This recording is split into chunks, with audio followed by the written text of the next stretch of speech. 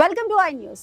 ప్రపంచంలో ఎన్నో అంతు చిక్కని రహస్యాలు ఉన్నాయి. వాటిలో కొన్ని ఘటనలు మన చరిత్రలో చెరగని ప్రశ్నలుగా మిగిలిపోయాయి. ఈ రోజు మనం తెలుసుకోబోయే కథ భారతీయ రైల్వే చరిత్రలోనే అత్యంత గగుర్పాటు కలిగించే సంఘటన గురించి. 1903వ సంవత్సరం బ్రిటిష్ ఇండియా పాలనలో అస్సాం ప్రాంతంలోని థాంగ్ వద్ద ఏకంగా 150 మంది ప్రయాణికులతో వెళుతున్న ఒక రైలు అకస్మాత్తుగా మాయమైంది. రైలు లేదు, ప్రయాణికులు లేరు, ట్రాక్ లేదు, కేవలం శూన్యం. థాంగ్ ఇండియన్ రైల్వే ట్రాక్ మిస్టరీగా ప్రసిద్ధి చెందిన ఈ ఘటన వెనుక ఉన్న నిజాలు, సిద్ధాంతాలు ఏంటి?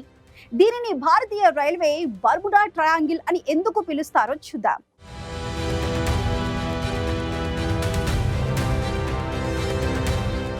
1903వ సంవత్సరం. అది బ్రిటిష్ ఈస్ట్ ఇండియా కంపెనీ పాలన. ఈశాన్య ప్రాంతంలో రైల్వే విస్తరణ శరవేగంగా జరుగుతున్న సమయం.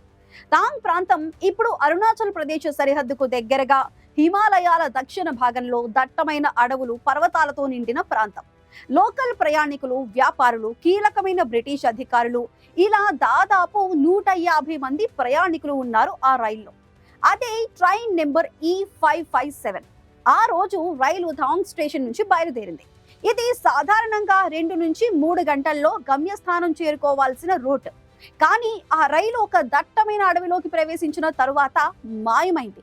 సాక్షులు అంటే రైలును చివరిగా చూసిన సిగ్నల్ మెన్లు. స్థానికులు చెప్పిన దాని ప్రకారం రైలు జంగిల్లోకి వెళ్లి మరోవైపు బయటకు రాలేదు. వెంటనే రైల్వే అధికారులకు సమాచారం అందింది. బ్రిటిష్ సైన్యం, రైల్వే అధికారులు స్థానిక గిరిజనులతో కలిసి భారీ సెర్చ్ ఆపరేషన్లు మొదలుపెట్టారు. దట్టమైన ఆ అడవిలోని ప్రతి ఇంచ్ ను గాలించారు. కానీ ఫలితం దక్కలేదు. రైలు లేదు, 150 మంది ప్రయాణికులు లేరు. ప్రమాదం జరిగినట్లు కానీ, ట్రాక్ దెబ్బతిన్నట్లు కానీ ఎటువంటి డ్యామేజ్ ఆనవాళ్లు లేవు. కనీసం ప్రమాద సంకేతం కోసం వాడే యాంటీలు కూడా దొరకలేదు. బ్రిటిష్ రైల్వే బోర్డు హుటాహుటిన విచారణకు ఆదేశించింది. టెక్నాలజీ లేని ఆ రోజుల్లో ఆ ప్రాంతంలోని మ్యాపింగ్ పరిమితులు సెర్చ్ ను మరింత కష్టతరం చేశాయి.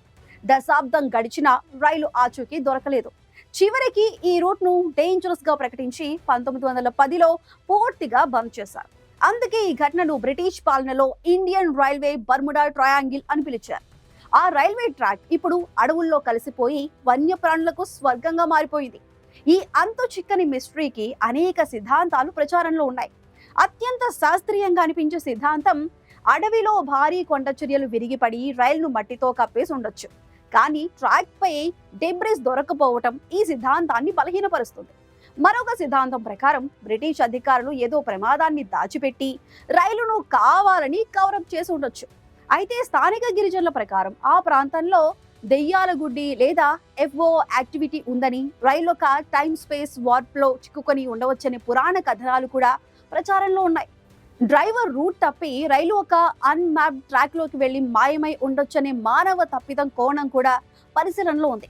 ఈ రోజుకి శాస్త్రవేత్తలు, చరిత్రకారులు ఈ మిస్టరీని ఛేదించే ప్రయత్నంలో ఉన్నారు.